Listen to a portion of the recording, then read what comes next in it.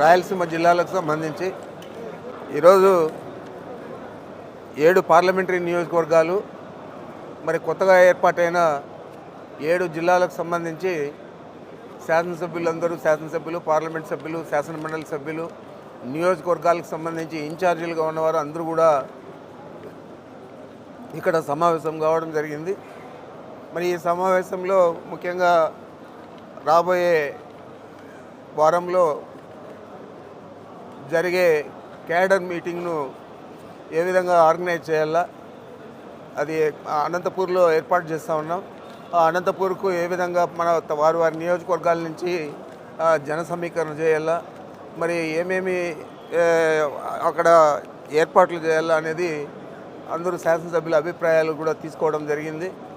మరి ఆ విధంగానే రాబోయే ఆ సమావేశానికి ఒక ప్రత్యేకత కూడా ఉంటుంది. ఎందుకంటే ఈ రాయలసీమ జిల్లాల్లోనే వైఎస్ఆర్ కాంగ్రెస్ పార్టీ గతంలో కూడా చాలా మంచి పెర్ఫార్మెన్స్ చేసింది. అప్పుడు పొరపాటున 3 నియోజకవర్గాలు ఓడిపోవడం జరిగింది. ఇప్పుడు ఆ 3 నియోజకవర్గాలు కూడా గెలవాల, మొత్తము 50 స్థానాలలో సత్యవేడతో కలిపి 50 స్థానాలలో అన్నింటిలో కూడా గెలవాలని చెప్పి మనం దానికి సమాయత్తం కావాలని చెప్పి అది ఎన్నికల కేడర్ సమావేశమైనా కూడా ఎన్నికలకు సమాయత్తం అయ్యే విధంగా ఆ సమావేశాన్ని మనం జరుపుకోబోతూ ఉన్నాము. మన ప్రీతం నాయకుడు ముఖ్యమంత్రి జగన్మోహన్ రెడ్డి గారు ప్రధానంగా దాంట్లో వారు ప్రసంగించేదే కాకుండా ఒక సూచన వారు దిశా నిర్దేశం వారు చేస్తారు ఎన్నికల గురించి. మరి దీనికి ఎక్కువ ప్రాధాన్యత ఇవ్వాలని చెప్పి శాసనసభ్యులందరినీ కూడా కోరడం జరిగింది. ఆ విధంగానే అందరూ కూడా ఈ సమావేశానికి సిద్ధమయ్యారు. ఇప్పుడే ఒక పోస్టర్ కూడా రిలీజ్ చేశాము, ఎన్నికల యుద్ధానికి సిద్ధం అని చెప్పి. ఈ సిద్ధం పోస్టర్ కూడా ఈ ఎన్నికలకు సిద్ధం అని చెప్పి మనం ఏదైతే చెప్తా ఉన్నామో ఆ విధంగానే ఎన్నికల సమాయత్త సభ అవుతుంది కేడర్ మీటింగ్ రాయలసీమ జిల్లాల్లో. తప్పకుండా ఇది రాష్ట్రంలోనే పెద్ద సభగా జరగాలని చెప్పి మనం ఆ శాసనసభ్యులందరినీ కూడా కోరాము. వారు కూడా ప్రతి ఒక్కరు కూడా శ్రద్ధ తీసుకొని ఈ సమావేశాన్ని విజయవంతం చేయాలని చెప్పి వారు కూడా కోరడం జరిగింది. ప్రస్తుతానికైతే 3వ తేదీ ఉన్నది ఈ సమావేశం.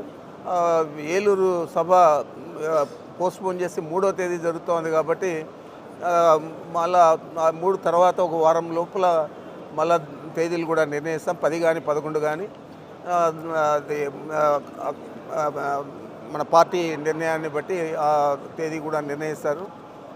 ఆ తేదీలో మనం ఈ సభ విజయవంతం చేసే విధంగా చర్యలు తీసుకోవాలని చెప్పి ఈరోజు ఈ సమావేశాన్ని ఏర్పాటు చేశాం. Thank you.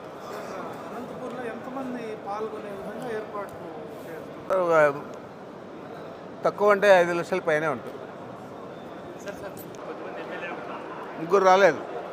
వెంకటయ్య గౌడ్, బుగ్గన రాజశేఖర్ రెడ్డి, రాజేంద్రనాథ్ రెడ్డి, తర్వాత జమ్మల్ మడుగు డాక్టర్ సుధీర్ రెడ్డి. ఆ ముగ్గురు ముందే చెప్పారు నాకు. పార్టీ ఎందుకు పెడతారు? ఇంకేదో వేరే అవకాశాలు కల్పిస్తారు. పార్టీ ఎందుకు పెడతారు? ఆదిమూలం మాట్లాడినదంతా కూడా చూశాను నేను. ఆయన విజ్ఞతకే వదిలేస్తూ ఉండాలి. ఆయనకు ఏ విధంగా సీట్ ఇచ్చాము, ఏ విధంగా కష్టపడి గెలిపించాము, అదంతా కూడా ఆయనకు గుర్తు లేకుండా పోయి మాట్లాడాడు కాబట్టి ఇంకా ఆయన గురించి మేమేం మాట్లాడదలుచుకోవాలి.